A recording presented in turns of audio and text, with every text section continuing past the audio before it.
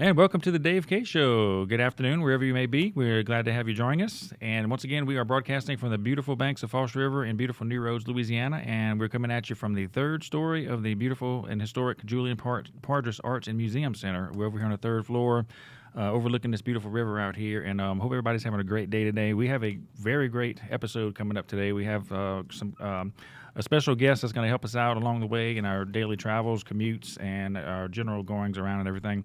Miss Derrick Poirrier is missing today because she's working. Kind of rare that we have a show on a Monday, but I could only get him today, and that was the kind of quickest day we can get him. Plus, this weekend, we're going to have a jam-packed 2 episodes this weekend. We're going to have Representative Jeremy Lacombe coming in, and Vaughn Goodo, and also Renee Thibodeau, who's candidate for sheriff. He's president of the Morganza Cultural District and a host of other things, retired sheriff's office with the DARE program, and he's going to be talking about a lot of great stuff and everything, too. So that being said, we have to get this gentleman I have with me on today, or it may be a long time before we get him on again. So anyway, in the climate that we're living in right now, it's a very dangerous climate, depending on where you live. Sometimes it's not depending on where you live. It's kind of hit or miss sometimes. You need to be very careful in your day-to-day goings about. You need to be watchful. You need to have a lot of things that you're doing and not just playing on your cell phone, blah, blah, blah, whatever. So situational awareness is key. Another thing that we live in South Louisiana with the other southern states, hurricane season is about to come upon us, and he's going to give us some great tips on hurricane preparedness and also really just general preparedness any time of the year, basically. And so I found the best guy that I could get to talk, and I think we're going to be collaborating on some stuff coming up in the future with some classes and everything to help you guys out wherever you may be. He spent 10.5 years in the Army, Special Operations, retired staff sergeant, been all over the world, just experienced doing all kind of different things in the military. Along the way, gaining a lot of different, skills and trades and everything that helped him out to where he is today and everything. And I'm happy because he is giving back to the community his knowledge and everything. So, without further ado, ladies and gentlemen, Mr. Derrick Poirrier, how you doing? I'm doing great. How you doing today, Dave? I'm doing excellent. So glad that you came out to be with us today. We're going to talk about a lot of different things. So kind of pretty much tell us, I'll kind of give you like a brief background. Tell us, take us back like in the teenage days, back in the early years. You were in high school trying to figure out what you wanted to do when you grew up and everything. What was the path that you took? So the path that I took, I was probably about 16 when I knew exactly what I wanted to do. I always had that idea. My father was a military man. He was Air Force. So it runs in the family. Correct. My grandfather before him. But 3 generations. Correct. 9/11 happened. I was in my homeroom, watched it. The day that it happened, my dad was the first one to report back to Herbert Field Air Force Base in Fort Walton Beach, Florida. Where were you living at the time? Fort Walton Beach, Florida. Okay, gotcha. And at that instance, I knew what was the pathway for me. So when I turned 17, I dropped out of high school and went to a military program called Youth Challenge Academy. Got my GED and went straight in as quickly as I could. So excellent. That's amazing. The rest is history, as we say, right? Correct. That's awesome. So, of course, you went in the Army. Yes. Why did you decide the Army as opposed to the other branches? Well, funny story on that one. I actually intended on going to the United States Marine Corps, and my dad basically told me, he said, you got 2 options. You can wait till you turn 18, or I'll sign the documentation and you can go to the Army. Wow. So I went straight to the Army. I wasn't going to wait till I was 18. I wanted to get out of Fort Walton Beach as You were quickly as I gung-ho, could. man. You were ready to go, man. You were ready to rock and roll. Wow. That's incredible. So you went to the Army and did your basic training. Where'd you go for basic training? Fort Benning, Georgia. Okay. So have you kept up with a lot of people from your original class or your original? A few. Basically, the majority of us went in my basic training class. We all went to 10th Mountain. So when we went there, we stayed together. But like a few of the guys, like Musgrave, we stay in contact. Right. But career paths, locations, different parts of the country. Right. Like it's just one of those deals. But it's fun. Right. Yeah, that's awesome, man. So, what MOS did you decide to go on in the Army? Did you get what you were looking for? Initially, I went with 11 Bravo. And what is that? that is infantry. Gotcha. And yeah, it was fun. I got to get some real interesting experiences. I got some real interesting skill sets, but I kind of realized that there's more to it, more to the service, because it's like, as an infantryman, your whole purpose is going out and either securing areas or making contact with the enemy. But there was other MOSs, like, for example, combat engineers, where they were going out there and they were not only providing route clearance operations for other units that were conducting in the areas of operations, but they were also going out with EOD teams that were stopping bombs in marketplaces and stuff like that. So that mission kind of made more sense to me. So I wound up switching over to combat engineer and getting that education. And the benefit there was I learned more skill sets. Right, that's what I was going to say before, because, like, you got to think ahead. When you get out of the Army, if you decide not to make it a career, I mean, how is my time in the Army going to benefit me back as a civilian again? Correct. So a lot of people need to be thinking about that when they do go into the Army. Correct. What's some advice that you'd have for some up-and-coming kids who are interested in going into the service? Who'd be more, I guess, apt to be a good soldier as opposed to somebody you say, no, please, go do something else? So I think there's no such thing as this perfect person that is designed to be a soldier. I think that everybody has the potential. It's just about how much drive and how much willingness there is. So whenever someone goes, hey, I'm looking to go into the service, I think you need to do the research. Because, for example, me, I'm an outdoors person. I've always been into shooting. I've always been into hunting. I've always been into fishing. So the Army of the Marine Corps was the spot for me. That's out there going to the field. Right, fit right now, in. if you're a guy that likes to be computer savvy, if you're a guy that likes to be doing the things that is more technology based, then Air Force, Navy, that's the branch of service you want to go to. But you can't discredit the service because you're not happy because you didn't do the research before you went in. Right. If that makes sense. Right, because once you sign on a dotted line. That's it. Exactly, right. I got you. And that's another interesting question, because we talk about our good friend Pedro, Fire Chief of New Roads and everything. So, can people switch branches of the Army at or service at certain points? Yes, absolutely they can. Wow, interesting. So when I did my first stint on active duty, I crossed over to the Guard, and part of that was because my wife didn't want to leave Louisiana, understandably so. Right. Pedro is a great example. He served a wonderful period of time in the Navy, and then he crossed over to the Air Guard. Depending on what your MOSs are, depending on what your rank is, and the needs of each branch, you can cross over at any point in time. It depends at the year. It depends on who needs what.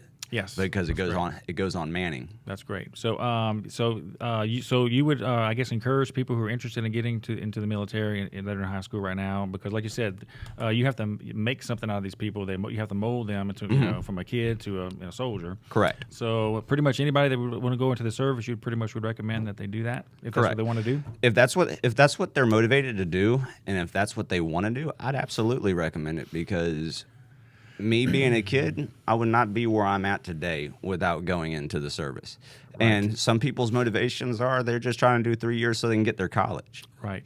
Some people don't have the funds to get college without the service. So go do your 3 years so you can get your college. Some people are lifers. Go get your career. Exactly, right. You retire at an early age if you start early. Absolutely. That's great. I don't like to be on a negative note, but you have to balance the positive with the negative. Are there any regrets looking back on your career in the Army, or things you wish you'd have done better maybe, or things you wish would have went better, I guess you could say? Absolutely. Everybody can say that, of course, but absolutely. What's your deal? There's always pivot points where you go, you know what, I wish I would have gone to that school, or I wish I would have done things differently. Like me personally, is like, I've had the conversation with my wife. I wish I would have stayed active duty versus going to the Guard, because if I would have stayed active duty, I would have be sitting right now at a master sergeant or a sergeant major position. Wow. So it's one of those deals. Right. You have to look at the whole totality of the picture. But there's also the other side of that coin, the deployment cyclic rate. I would have deployed a lot more, so the potentiality of getting injured a lot sooner would have came. Right. So it's yin and yang there. Sure, right, exactly. All right, so fast forwarding, that's a brief history of your career in the military, which is great. And my oldest son, Thomas, is in the Army right now. He's enjoying it. He waited 2 years to get deployed. And of course, we talked about it earlier. He went to Australia. He got a bad reaction, so they flew him back to Hawaii last week. So he's trying to find out what the cause of that is. And that's why he got into the Army. He wants to go out there and do something. Right. And so I'm hoping and praying that he can get back in the swing of things. He's only got a little less than 2 years left because he wants to come back home afterwards. It was a great experience for him. So that being said, no doubt in the military, you gained a lot of skills that you can take into the civilian world with you right now. And so we were talking about that earlier and everything. So I guess what I want to talk about, first of all, we're going to get into a two-prong approach where we're going to talk about, first of all, we're going to talk about the average citizen out there. You don't have to be in the military to learn skills to keep yourself safe and alive in the day and time that we live in. Hey, look, man, I remember when I was growing up, I used to go to school out here in New Roads. I drove my 1979 Ford pickup truck with my shotgun on the rack back here. Didn't even lock my door when I went into school. And we went to school. Nobody had a problem with it. Nobody shot each other. Times are different now. So we can't do that now, of course. People get aggravated if you have a knife or something that's beyond a certain blade length or whatever. So what I want to talk about pretty much is that. So pretty much situational awareness. So what can we do to keep ourselves safe as a citizen? And then we're going to go back into this hurricane season coming up. So I wanted you to help people get prepared out there and give them some safety tips and everything. So, number one, General Joe Blow family. I know I have a lot of things that I do when I go out and about and everything with my family and by myself and everything, because anything can happen at any time, right? Right. Anything can happen. I mean, your whole life could be turned around in a second. Pumping gas, it could be turned around in a second. I want to relate a real quick story to you that happened to me a while back. I was probably about maybe 27 years old. I was in Port Island pumping gas at nighttime on 415 at one of the gas stations. And even back then I had situational awareness. So I always look around. As I was pumping my gas, because you're kind of in a vulnerable situation when you're pumping gas if you don't know what you're doing. There's a hose right here. You're close quarters between a gas pump and a vehicle. I mean, so I looked, and this lady and man came out of the store, and they split ways as soon as they came out of the store, which is kind of weird. She went this way. He went that way. I'm going like, what the heck is this all about? So I'm pumping my gas. They kept eye contact with each other as they separated, walking toward me. And I'm going, this is not good. So I looked at the guy right here as he was coming around, and next thing you know, 180 degrees behind me, the lady's back here. So now I got somebody on both sides. They were planning on robbing me, I guarantee you. But when they saw that I had eye contact with them and I knew what they were doing, I think they kind of just, went past me. Right. But because you can feel it. Right. And basically what you were doing right there is, one, maintaining vigilance, two, making yourself a hard target. But you didn't have to present anything to make yourself a hard target. Yes. And that's what you try to explain to people is, one, very simple steps of trying to avoid being a victim or having a victim mentality is yes. staying in lit areas, going in groups. Very good, yes. Always being aware of your surroundings. The bad part is about our generation and our society now, because even the 87 generation and going back, they've fallen into the millennial mindset as well. And that is, when they get out of the car, they start pumping their gas, they're looking at their cell phone. They're not looking at anything around them. So they're more prone to being victims of some type of burglary or robbery or some type of assault. And that's the thing the robbers are taking advantage of. They're taking advantage of your eyes on the phone. Exactly. So whenever you ask, what can you do to help prevent yourself?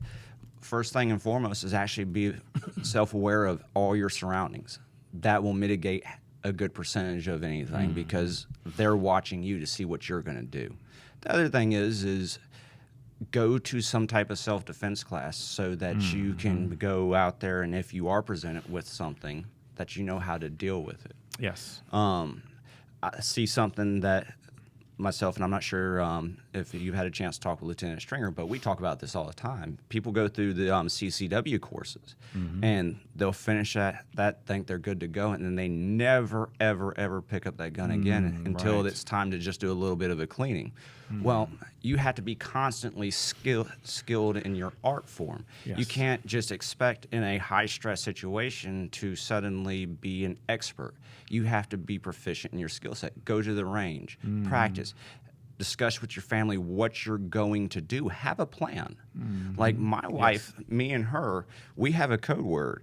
If I walk into a store and I see a situation breaking bad, I look at her, say what I need to say. She knows what she needs to do with the kids, and then I'm going to deal with what I need to deal with, because at the end of the day, I'm still an off-duty police officer, so I still got to do what I have to do. Yes. But she knows what she needs to do to safeguard herself and the kids. Excellent. Very good. Very good. It's like you always have to maintain that situational awareness, have a plan, and do the basic steps. Absolutely. And I always say, trust no one, because, anybody could break out, like I said, anytime into whatever, especially. The running thing is like pretty much everybody knows, like, the most common thing. And common sense really is key in everything, right? We're not saying any big secrets that nobody should know about. Common sense is key. And it's not so common a lot of times. But walking into a restaurant, so a lot of people say, I'm the man of the house. I'm going to always sit facing the door. That's a pretty good idea. What do you think? Oh, yeah. Like me personally, my preference is I always try to find a booth, and I'll generally speaking ask for the booth farthest away from the door where I can see everything in the deal. But that's just me. I have a very large vigilance mode, and I don't expect everybody to be like me. Right. But generally speaking, when a man goes, hey, I want to face the door where I can see everything, oh, absolutely, because you have that vigilance where you're seeing everything around you. Exactly. And seeing any possible threat coming into the store. Exactly. So another place that people are in vulnerable situations almost on a daily basis is the gas station. As I mentioned that earlier, that happened to me outside, but mainly inside the gas station too. Especially some of these, seedy gas stations, that are in bad parts of town. Right. And in the middle of the nighttime. And God forbid the women clerks that work at these places, they should even...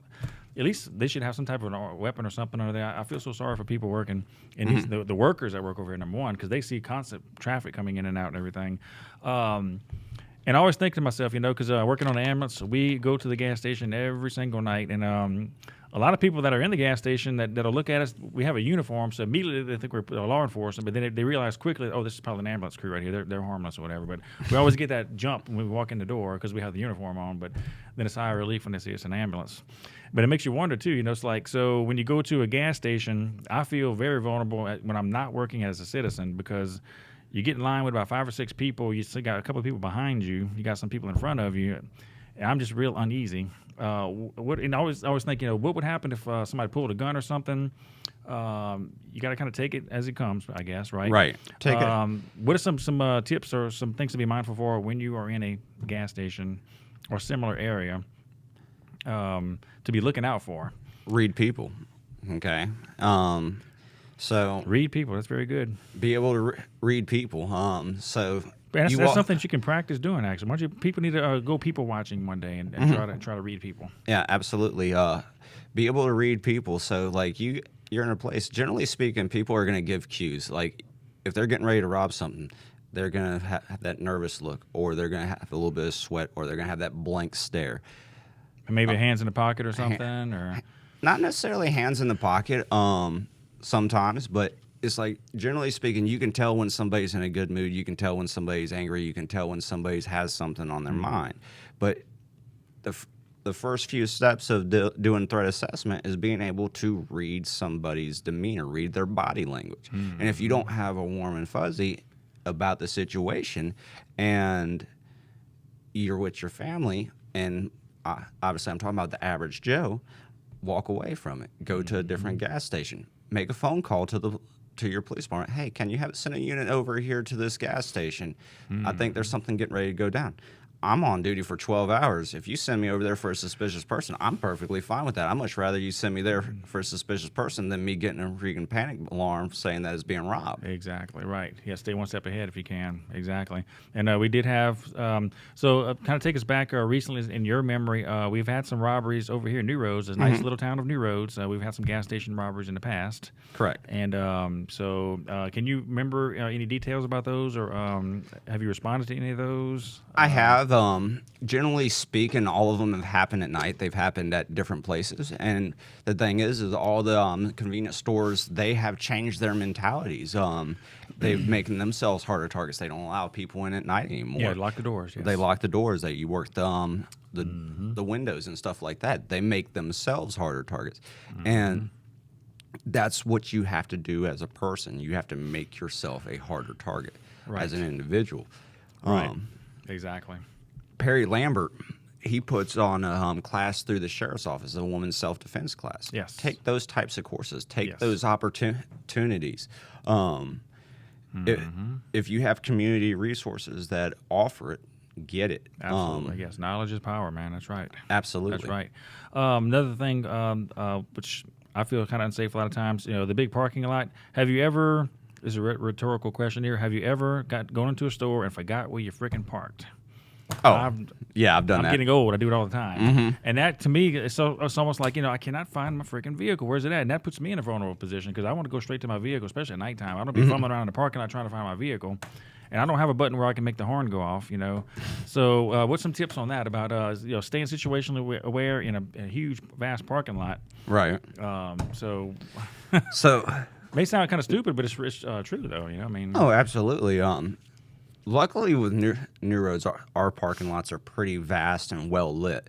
But, like, for example, Baton Rouge, you got a lot of those huge parking complexes that are 8 stories, 9 stories. Right, hospitals and stuff like that.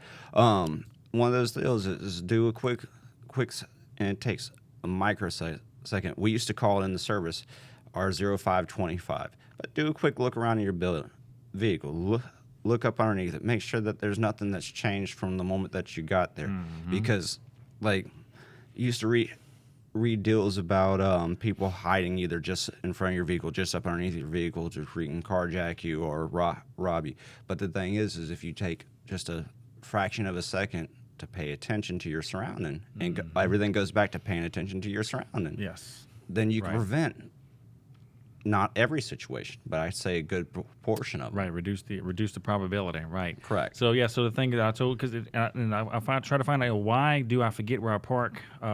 Mainly, when I go into like Walmart or whatever, it's because I'm either talking with my sons because I go everywhere with them, and we're deep in conversation. We're always deep in conversation. You're driving, but you're more focused on your conversations. You don't really remember where you parked and everything. So what I do now is I make sure I look at the number closest to where I'm parked at, 65432 or whatever, and then make a quick little mental note before I go inside or whatever. And you might save yourself several minutes getting to your vehicle. Yeah, and you're bringing up a key point there that you said it key, that you going with your sons. You're going with a group. Generally speaking, somebody that has an intent to rob somebody else is not going to go after a group of people. They're going to go after that person that they see as vulnerable. Right. They're going to see somebody that's weaker, and that's going to be the opportunistic, easy target. Yes. And that's who they're going to go after. So don't let yourself look like that easy target, and you're going to mitigate a lot of those situations. Exactly. I've heard talking about the women now, especially you see a lot of women with small babies, and they'll be in the SUV in the parking lot with all their groceries in the basket. The little kids sit in the basket, and they got the hatch open, and they're just putting their stuff in their vehicle, taking their time. Little kids just sitting there. I just see just a simple target for anybody to come snatch the kids, steal something, grab the lady or whatever, So that's another thing too. So they were saying, like, if you have, what can a woman do? Because a lot of women wear, they have the little mace things. Are those things actually effective? It depends on what brand. Like, there's 1,000,001 websites that have research on the different cans of mace, different cans of spray. Do the research. There's stuff that's becoming more and more effective every day. There's also different types of self-defense deals, like the claw deal, and I can't think of the name of it right off the top of my head, but they're constantly coming out with small little personal defense deals that females can carry. It's a whole new market. It's amazing. So, wow. And it's specifically tailored for females because they know females like to accessorize, and I hate to use it like that, but they buy their nice purse. They like to have something nice that matches with it. So there's a whole new market. So with that being said, do research. If you want to carry a can of mace, carry a can of mace. They have tasers very similar to the law enforcement tasers that instead of going for 5 seconds, go for about 20, 30 seconds. Wow. Yeah, you see the pink ones and the different color ones? They got pink ones, they got purple ones, they got all those. And because there's some people that don't want to carry a firearm. I don't necessarily agree with that because all the less than lethal options they can go wrong. You can get somebody that doesn't have an effect with pepper spray. You can get somebody that's so high that they can pull out of the barbs of a taser. So it's like whenever somebody asks me, okay, what could I use to carry for personal protection? That's the end all be all. Get you a CCW and have some type of concealed carry firearm and train with it. Exactly right. And that's the end all be all. Right. Because, like, for example, if my wife is in a parking lot by herself, she's going to have a small little snub nose for 357 that she trains with, that she knows how to use, and Katie bar the door. Anybody tries to harm her or harms her kids. And that's the way it should be. Absolutely. Yep. Should be the norm rather than exception. Exactly. That is great. And I think Detective Perry was over here recently. You mentioned him earlier. He was mentioning how you can make a key a weapon, too, your key. So what were some ways how can you make your key a weapon? So basically put key in the palm of your hands and have them sticking out between the knuckles. And you're not going to use it punching forward, but you can use it as a scraping mechanism. Right. Get some DNA off of him, yeah. DNA off of them and cause a nice little laceration wound. Generally speaking, when a aggressor is looking for a victim, if you're fighting back, they're going to pull away. And that's general. Now you got some that are committed. Not every situation is going to be the same. Right. But, however, all it takes is that few seconds of fight that scream for help and create that distance to get away. Yes. And that's the difference between maybe you going home and that difference between you not. Yes, right. So. Yep. And so I liken it to, I got a couple of books over here in the corner. So back when Derrick Lee had his reign of terror over the Baton Rouge and Lafayette area for a little while, the times were different back then because now there's surveillance cameras everywhere. I mean, you can't go anywhere without somebody catching you on a video or something, leaving a trail behind some kind of way. Back then it was a little bit different because he got away with literally murder numerous times. And he was one of those guys that you're talking about. He was down for the kill no matter what. I mean, he fought tooth and nail to the end with most of his victims and killed them no matter what. Right. The poor lady in Subway in Port Allen never found her body, whatever. She just got her sandwich at Subway, snatched her at Christmas Eve, never seen her again, So he's one of the few kind of people that would fight to the very, very end.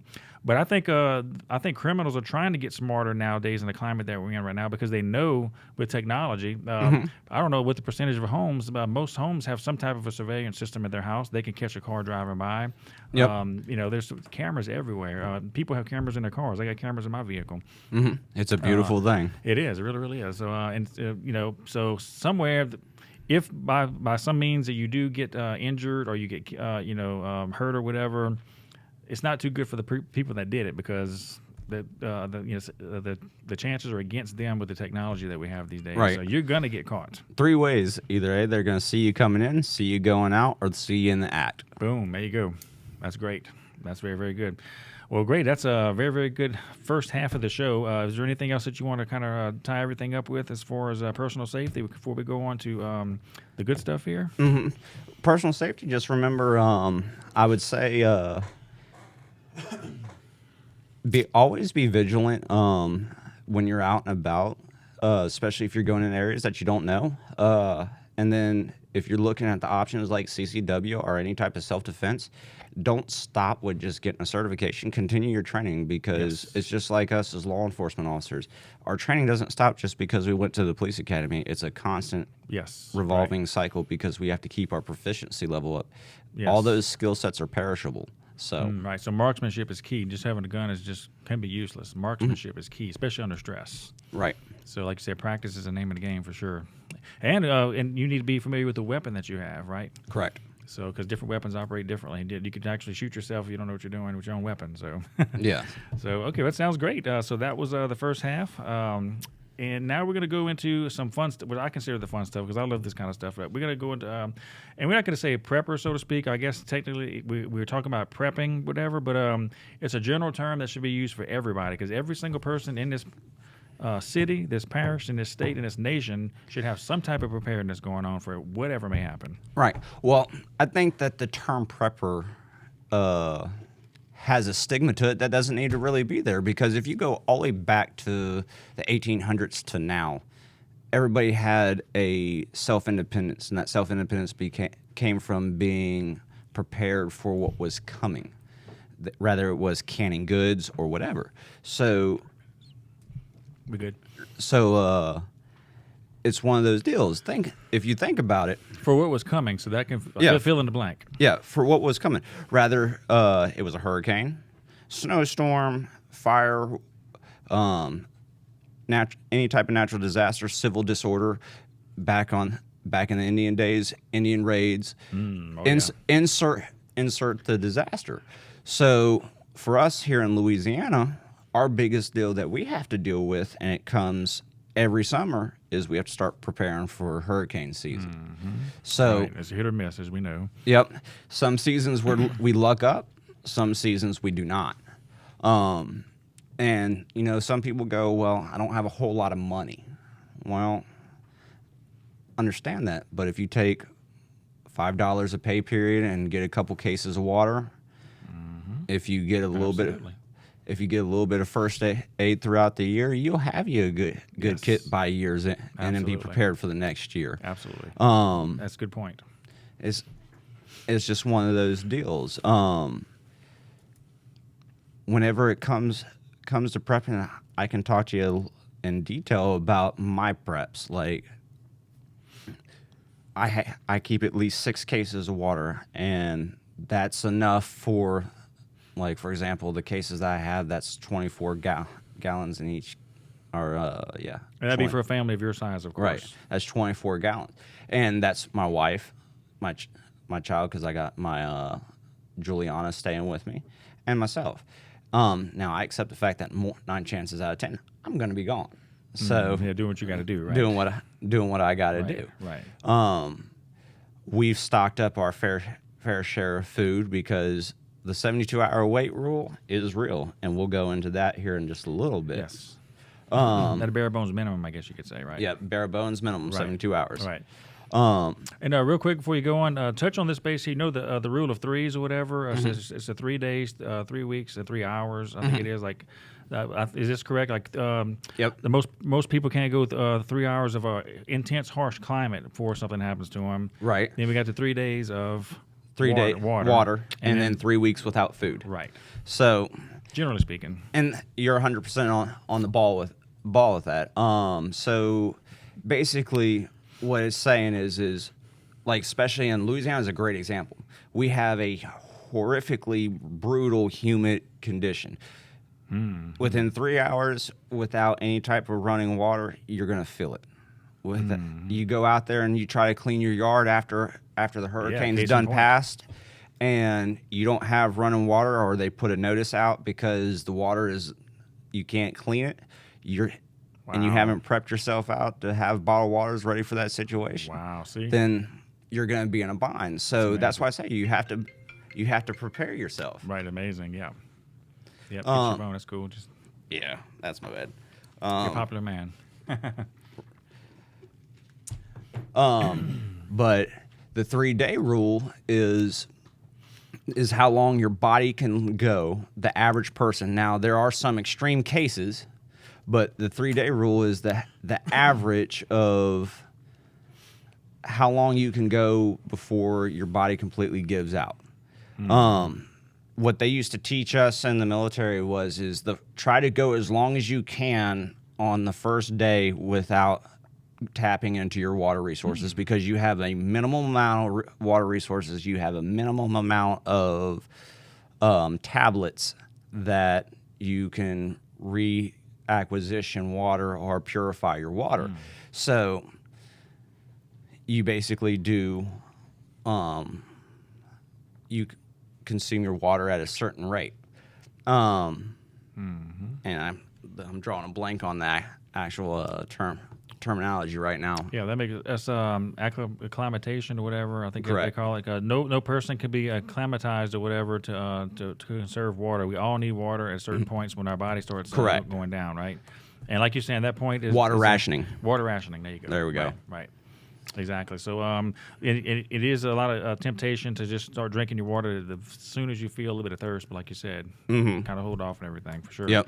And what it teaches you is basically you'll be amazed at how much your body can take before it hits its threshold.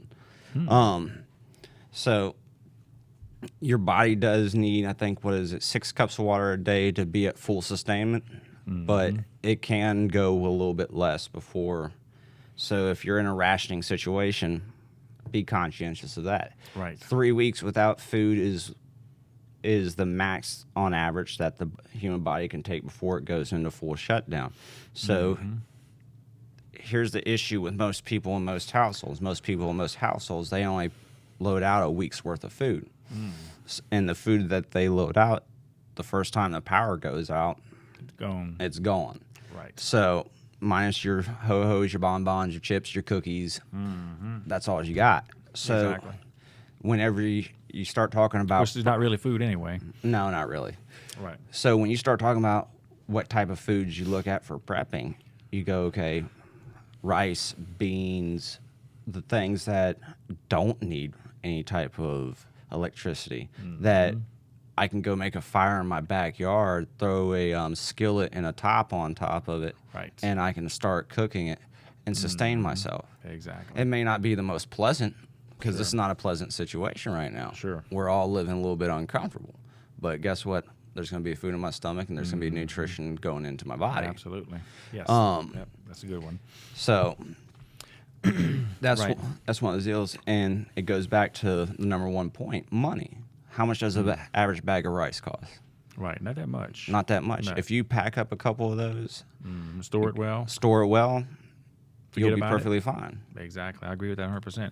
This is something that caught me, was pretty interesting to me a while back. If you remember when the government had a problem, I don't know if they manufactured the problem as a test or what, but I remember when the EBT cards went out for like 24, 48 hours nationwide or something. Correct. It was mass panic. Their freaking cars wasn't working. They couldn't get all their whatever they get off of it. Can you imagine in a real situation when these cards are out till further notice? Well, see, that goes into what they call fast-moving disasters, slow-moving disasters, and so on and so forth. So basically, what I mean by that is okay, your hurricane, your volcanoes, stuff like that, that's a fast-moving disaster. Sometimes you can see it and mitigate it before it gets here. Like a hurricane, we generally speaking know where it's going. Right. Volcanoes, man, they go off at any given time. You might have a rumble, but then it's on. Right. But something like EBT, I'd classify it as a financial issue. Right. That's more into a system that's going into error. So you could put that as a fast, but it's all part of our general system that controls our day-to-day lives. Now, it can be either fast and sudden, and it stops in an instant. Like, for example, the entire grid goes down because of a hack or because of a CME or anything like that, and then we're in an issue. Right. Or it could be just a slow-moving disaster that suddenly the bottom comes out of the financial market, and it takes 2 or 3 months, but we hit rock bottom. Right. So Exactly. it's like certain things you have to think about and prepare for and look and see, okay, what's realistic, what's possible, what's probable, and go from there. So would I say that the government would manufacture it? I think that's a little bit of a stretch. Because I've seen it too many times working in systems that I've worked in where they do an update or something like that, Right. and then everything goes wrong Exactly. instantly. Right. It's like, okay, what IT guy Right. did this? Right. Exactly. I know what you're talking about. Right. Right. But it was a scary situation for these Oh, yeah. people. But even the people that are on SNAP cards, EBT or whatever, they, like you said earlier, they can still buy that extra bag of rice, buy some extra stuff, and start storing it away, So Right. don't buy that ribeye, whatever, or this other stuff and everything that you buy. Buy stuff, like you said, that you can store away. And we're preaching to people right now. Sadly, I don't think many people are going to listen to what we're saying, but for the few people that do, they're the ones in the end that are really going to come out ahead. I know there are 1 or 2 little groups, at least in our area, of people to get together of like-mindedness and everything, which is good. And that's the way it should be, because like there's 3 mentalities of prepping, and you have the lone wolf mentality, and that's the guy that goes, I've got this. I can do everything by myself. I don't need nobody else. And hate to say it, he's going to be the first guy that goes bye-bye in any type of significant situation. And I'm not talking about like a significant situation like a hurricane. Hurricanes are fast-paced. Within 3 to 4 weeks, they're taken care of, generally speaking. Within the first week, they're generally taken care of as far as infrastructure-wise. Now you have the oddballs like Katrina and Hurricane Michael, where you had areas that didn't get resources in there and all the infrastructure back up until 3 weeks after the storm. But I'm the lone wolf guy. He won't be able to survive in situations where it's long duration disasters, where you're talking about anything that's a month, 2 months. Look at Puerto Rico, for example. Oh Puerto my gosh, Rico, right. whenever they had their hurricane come through, there's still areas right now that the villages don't have power. I think they just got, well, let me reword that. They just got power, and they're still working infrastructure, still dealing with sewage issues. There's entire plants and everything that got completely wiped out. Wow. It took them 6 months after the storm to get into some of the even more remote villages. They were having to do everything by helicopter. Wow. So it's like when you put that into context, what's the most likely way to prep? There goes the next two. Family units. Okay, it's my wife, my kids, her kin folks. We're all working together. We're deciding, okay, what's the key things we need to plan out? Okay, we need to have generators, obviously. We need to have water. We need to have food. All those things for hurricanes. Like you need to have a few medical supplies on hand just in case a window breaks, because we know that EMS services aren't going to be rolling in the middle of the storm, so we need to be able to sustain ourselves of any injuries or anything like that until the storm stops. Yes. And now, once the storm stops, how soon are they going to get to us? Because how many injured are there going to be? How many are there not? Right. Because, like I know there's something called disaster triage, and that's a real thing. Yes. So, exactly. Yes. Then there's the third group, and that's community preparation, and that's like different. Like we got one over here in Marganza, a gun club. Large group of people. They come together. They have fun. They shoot together, but they also prep together. They also make plans together. They have classes together. They do all sorts of stuff together. Right. And that is a great way of doing things, because at the end of the day, if anything were to ever go wrong, there is no way that one individual person could take it on. We are a communal species. We thrive on social relationships. So to go and, I'm just going to take this on by myself. Right, not going to happen. It's just not going to happen. Not for long. Absolutely. Right, exactly. That's incredible. Yep. That's very, very good. And we saw some videos, some reenactments of what could happen, like in a situation in a rural area. I think Discovery Channel, did they put that on, Tim? Yeah, Discovery Channel put on a little program like this big EMP happened or whatever, and so they followed a family, an urban family in the high-rise buildings, what they were going through. Then they followed a family in the like kind of in the woods, kind of like Morganza Bachelor area, what they were going through. They were prepared. They had their act together. The ones in the city, of course, didn't. They were fighting each other, killing each other over a can of peaches, whatever, pretty much. And the ones in the rural area, they had their act together. The only thing was, and it was just kind of a sad thing, they were setting up watch in their camp because they knew people would probably find out they had food and everything. And so this is probably a real situation that can happen. This poor family came with the husband, wife, with the 2 little kids, starving, hadn't eaten in 3 days. They were asking the other family for food, and they turned them away. They said, "Get out of here. You should have prepared. The food that we have is for sustainability of my family, and my family is eating the food that we prepared." That's a decision some people would have to make, I guess. I don't know. Yeah. Shame on the husband and that family who didn't prepare for his family when it hit the fan, the time came. But you got to put yourself in the husband of the family that did prepare, watching over his family. To give them food and water and their resources would take away from his family. So it's a decision you got to make. I don't know. Yeah. Well, see, it goes into two schools of thought on that, because you look at it as an OPSEC mentality. Okay, could this just be a lure of somebody trying to find out what resources do you have? Right. But at the same thing, like for example, you have a situation like a EMP or something like that happen here. Generally speaking, you want as many people working with each other as possible because we're a farming community.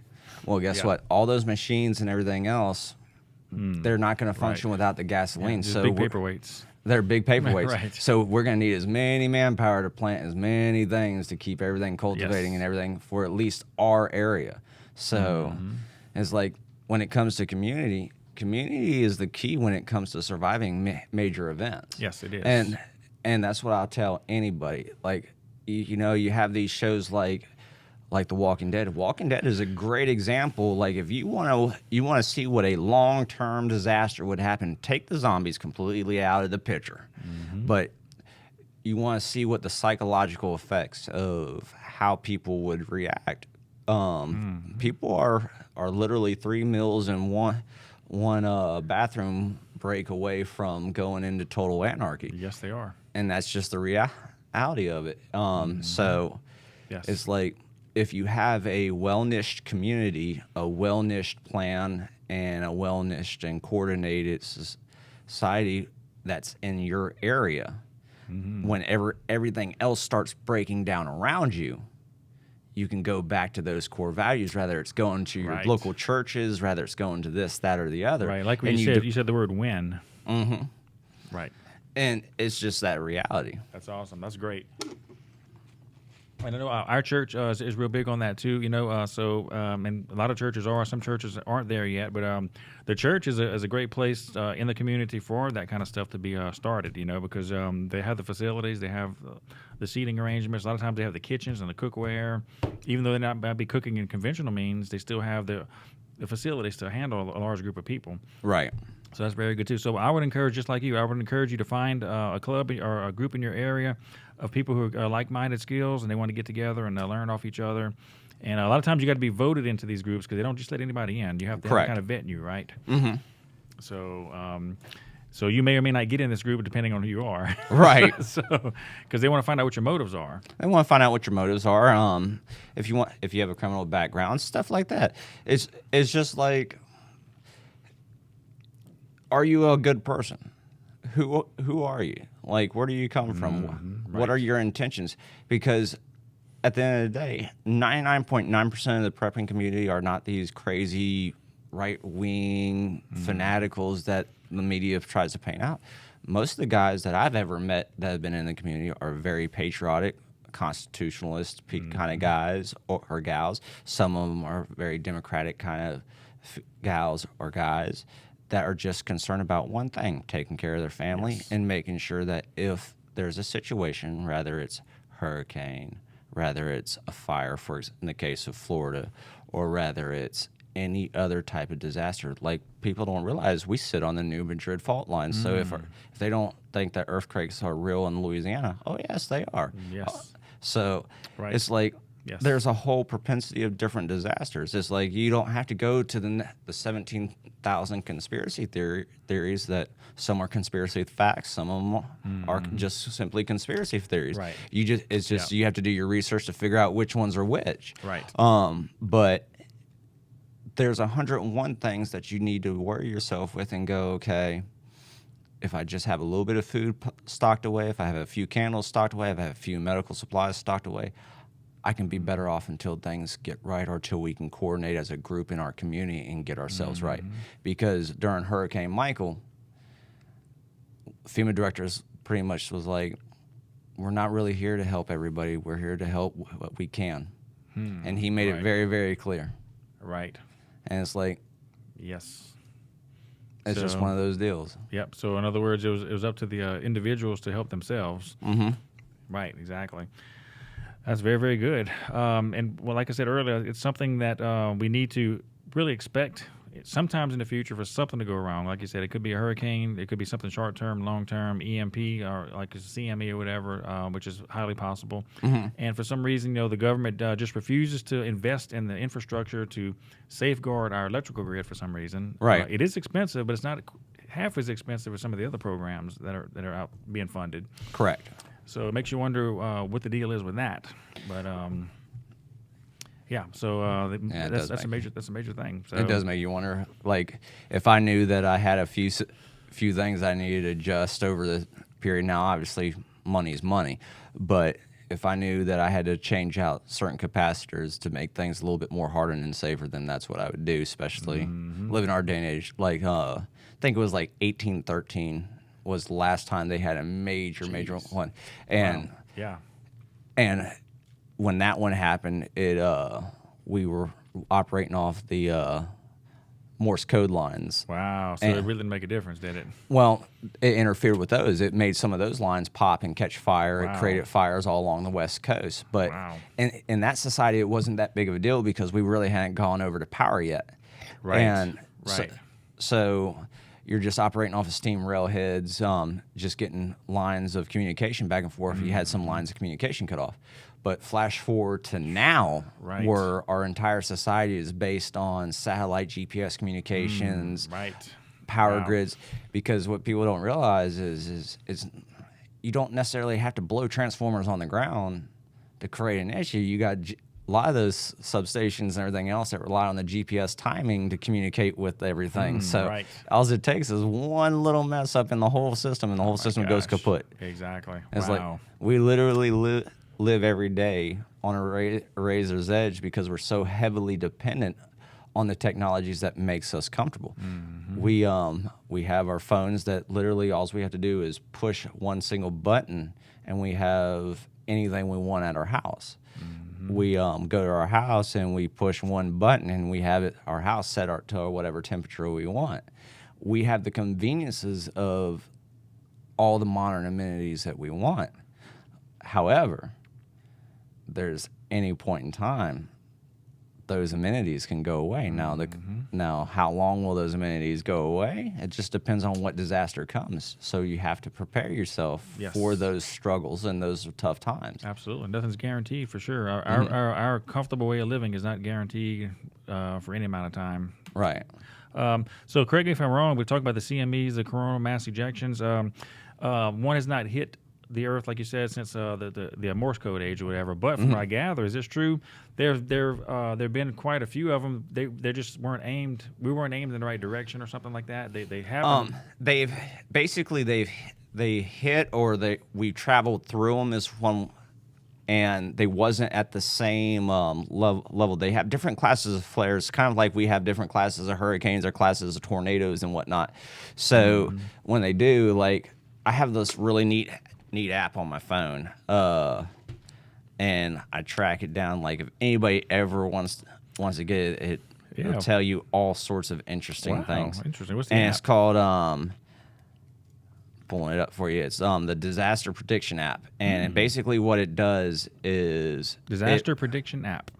and the name is kind of defeating of itself, but what it does is it links up with NASA. It links up with I think it's GSA is the right way to say it. Geological Survey. But it does that, and what it does is like whenever the sun does what it's doing with sunspots and everything else, it gives out information. Like it pings out to my phone every time a new earthquake pops up around the globe, and it gives out really good information. Every week, Pull that up, Tim. every week, they give out their sun anomalies and sun forecasts, because what people don't realize is what the sun is doing directly affects everything that we're doing on the planet. And there's some very interesting data that shows that the sunspots, the sun weather that's happening on the sun's surface directly affects the geological effects on the Earth. So Interesting. So it's pretty Very fascinating. interesting. Yeah. So of course, all weather is driven by heat too. So here it is right here. So pull that up for us, Tim. Yeah, the Disaster Prediction app. Awesome. Very, very good. And it's a free app, right? Or do you have to pay for it, or? It's a free app, but then you to get the all the benefits of it, I think you pay like $1.99 a year or something like that. Oh yeah, it's no problem at all. There, very worth having for sure. That's amazing. Right. That is very, very good. So I guess the bottom line we're trying to get everybody to know is just be vigilant, be prepared. If you're the head of your household, protect your family and doing these things. It's a proactive step. It doesn't just happen. You got to make things happen. And in this day and age of the internet, it's all out there for you. Anybody can learn anything they want to learn. They can educate themselves any kind of way they want to. I see you got a few books that you brought right here. So are there some reference books that you'd like to use right here? These are some reference books I'd like to show everybody. That's especially if they're getting into the whole prepping idea or anything like that. The first one is... Are these still in print right now? Can you? Yes, they're still in print. This one is the Prepper's Complete Book of Disaster Readiness. It's done by Jim Cobb. Really good. Hold it up for the camera so you can see it. Really good book. It goes into basically all the initials. It's what actually got me started. Wow, yeah. Where can you get these books? I got this one at the bookstore right over there in Baton Rouge, next to... Yeah, Barnes & Nobles, thank you. Okay. Probably Amazon too right now. Yeah, you can definitely get them on Amazon. The next one is the National Geographic's Complete Survival Manual. Definitely a must-have. It's basically like the Boy Scout handbook on steroids. Wow. Definitely love it, and it has a little bit of everything in it, from survival shelters to basic first aid to... That's awesome. There. And this is a well-worn book, I can see, too. Yeah. And then my favorite of all is Paul Tallrell, Camping and Survival. And this is kind of a harbinger, like when you grew up and I grew up, you had the books that your grandparents had that had to show you everything about everything. Basically, this is the same thing, but this is about camping and survival. It goes in from everything from what kind of poisonous bugs there are, from every type of environment that you can think of, from the United States to anywhere that you can think of. How to make fire from anything, how to purify water even without having purification tablets. Like boiling probably or something like that. Boiling. It goes into how to test fish, how to do everything that you need to do. Did I go over mushrooms in here? Because we have some mushrooms sprout up in our front yard. I would not eat them, but... Yeah, it has... Literally, it has everything. It talks to you about mushrooms. Now, me personally, I'm not going to fool with a mushroom even after reading a book because I'm not a subject matter expert in it. Either kill you, make you high, or heal you of something. I don't know. Yeah, and either way it goes is like my luck. I'd be like, well, the spores go this way, so I should be fine. Take a bite of it and drop over dead. Be like, I did everything right. Exactly. So you got to whip out the first aid section now. Yeah, pretty much. But those are the three books that I recommend for anybody that's starting out. There's a plethora of resources online. There's a plethora of news articles or that you can sign up for, that you can get the latest and greatest information. And some of them have the most cliche names, like shithitthefan.com. Right. To you know what it is, that's right. To Steve Quayle, he is an excellent resource. He has his website every day. Yeah, SteveQuayle.com. He has a consolidated yes, deal. We love Steve Quayle. He's good. Yes. So, All News Pipeline is another one that's great. Yes, All News Pipeline. So, he's some good stuff. Timothy, pull up a couple of those websites while we're talking about it. SteveQuayle.com, All News Pipeline. Another thing is there's some good YouTube channels out there of people that show you exactly what they do. Correct. They take you step by step. So there's a plethora of resources, and the biggest thing is like, especially when it comes to the survival side of it, there's no better way of doing things than getting out there into the woods and having fun with it and practicing. Yes. Like me and my daughter, we make a point to get out there and try to have fun. Great. That's awesome. That's awesome. So we got Steve Quayle right here, and like you said, this is just a ton of information. Steve Quayle's very, very good. Steve Quayle talks about the things you're not going to hear literally anywhere else. I mean, he started his survival stuff way back in the '80s, I think it was. I think he lives in Montana right now. Good place to live. Joel Skousen came out with a book a while back, and which I forgot the name of the exact book that I'm thinking of, but it taught you how to survive no matter where you are in the country. You could be in Houston, New York, Baton Rouge, New Orleans, whatever part of the country you are.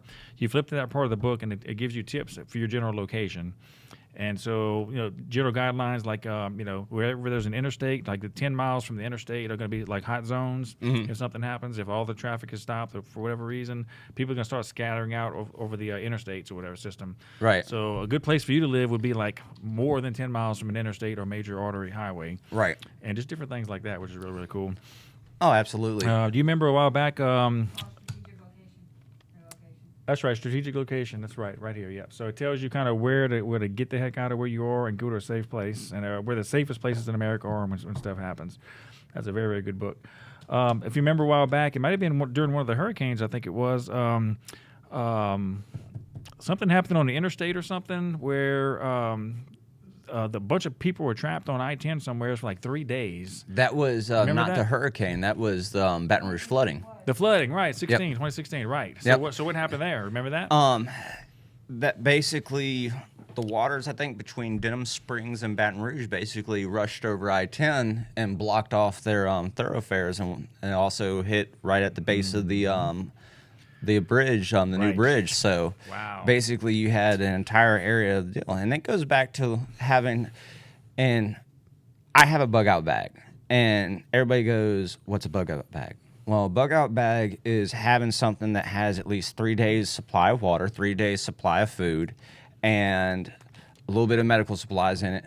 And I have a little bit of ammunition in it because I always have my protection on me. Well, having those resources with you at all times is just a good reference to have, because you never know when you're going to be put into a situation like those guys. I guarantee when they were driving to wherever they were going, they never anticipated having to be stuck on the highway for 3 days. How many of those people had 72 hours worth of stuff in their trunk? But remember what happened? The fruit truck flipped over. Remember people were eating all the fruit on that 18-wheeler? Oh yeah, so, and that was just luck. But you can't you can't count on luck. True, right? Yeah, that's not going to happen again, probably. Right, you cannot count on luck. Right. So yeah, they got a second chance, but look out. And this is another scary thing too. And I know Timmy said we got to wrap up in a couple of minutes, but so it's like, what about the people who did have maybe 3 days of food in their trunk, and all these other people are starting to get hungry after 3 days? You know what I'm saying? So that's your weapon comes in handy then. Well, and keyword there is make friends, not enemies. Right. Because sometimes you got to pick and choose your battles. If you got 25 people. Right, exactly. Right. And they didn't know they were going to be there for 72 hours. They didn't know. So, yeah, very interesting. So, like no two crises are the same. They never are. Everything is different, right? But the way we prepare for them can be the same, though. So surely can. Well, that sounds great, man. Well, I'll tell you what, it was an hour has passed by already. Wow. Okay, so why don't you wrap us up with any final tips for keeping safe generally? And once again, get these 3 books, rewind the video, get these 3 books that he talked about, and you'll learn a whole lot of stuff and everything. Like I said, take a first aid class, take a CPR class. We teach them over here all the time. The latest and greatest thing now are the bleeding and tourniquet classes. Yes. That's a big thing right now. Well, what was funny is think about all the years ago. Think about all the years ago whenever I came back from Iraq in 2010. I was talking with you out there, and you're like, oh, we'll never do tourniquets. We'll never do tourniquets. Right. And I was like, yes, you will. You're right. Yes, you will. You're right. Exactly right. It happened. That was a way of life for you in the military. And even as a law enforcement officer, that's a way of life for you. Oh, absolutely. So you never know when one of your friends might need a tourniquet. Just don't put it on the neck like somebody said. So. Right. Yeah, neck, bad idea. Right. There's something called an airway, people. Exactly, right. So, and I tell you what, so when we had Agent Mason Spielman from the Wildlife and Fisheries came on, and that lady got in the wreck, got an amputated leg, he put the tourniquet on her, and I'm going like, you know what, that's a great idea. I've got everything in my medic bag but a freaking tourniquet. So I went to Amazon the next day, I ordered me a tourniquet. And I got a real nice one that I keep in my actually keep in a glove box, because the glove box in our vehicle is going to be with us wherever we go. Yeah. So medic bag may get lost or whatever, but the tourniquet stays in the glove box. Yeah. So, hey, it could be used for anything: shooting, stabbing, anything. Yourself, you might put it on yourself. Oh, absolutely. Everybody go out there and go to Amazon for $10. Get you a nice tourniquet. Put it in your glove box. It may save somebody's life one day. Absolutely. It's the simple stuff. It's the simple stuff. KISS, keep it simple, stupid. Yes, right. And that's the way the principle of life should be. Yes. Right. My best suggestion in closing out is if you're serious about hurricane preparedness, go out there, make you a list. There's 100 lists. CDC, FEMA, everybody makes some amazing preparations lists. Go out there, get them, start pulling and playing. You don't have to pull it all at once. Do it in the method that you can do it. Start contacting your local churches. Find out who has their own preparation teams. Who does. Find like-minded friends. Have the conversation. Be like, okay, if this happens, what are we gonna do? Yes. Like know your neighbors. Know your neighbors. Yeah, big one. Like I just moved into Fort Doge. I know the neighbor to my left. I know the neighbor to my right. Great. I know the neighbors across the street. I introduce myself. I'm friendly. Awesome. That's the way it should be. Yes. And the awesome part was when the last storm came over, Mr. Jeff from across the street, he comes across the street. Hey, I know your husband's working over there. He goes, I wanted to bring over a flashlight, make sure you had one, and make sure you're okay. Awesome. I'll be coming check on you. Amazing. I love it. And that's the way it should be. That we should all look out for each other. We should all be our brothers' keepers. Absolutely. That's awesome. I love it. Well, I tell you what, that is some great words of advice. I sure appreciate you coming on. We're going to have you on again pretty soon. Talk about some other stuff and specific stuff and everything. So that pretty much wraps it up for today's show. Thank you so much, Derrick Poirrier with the New Roads Police Department. You may see him on a service call. He might come out here to shake your hand. Just go shake his hand if you see him out and about. And thank him for all the great work that him and the New Roads Police Department do on a day-to-day basis and putting your safety and your life on the line every day to serve the citizens of New Roads. We really appreciate that. No worries. Absolutely. Okay, well, for Datha Bure, who is not here today, this is David Gyro with my great guest, Derrick Poirrier. We're signing off till next time. We'll see you later. This has been the Dave K. Show.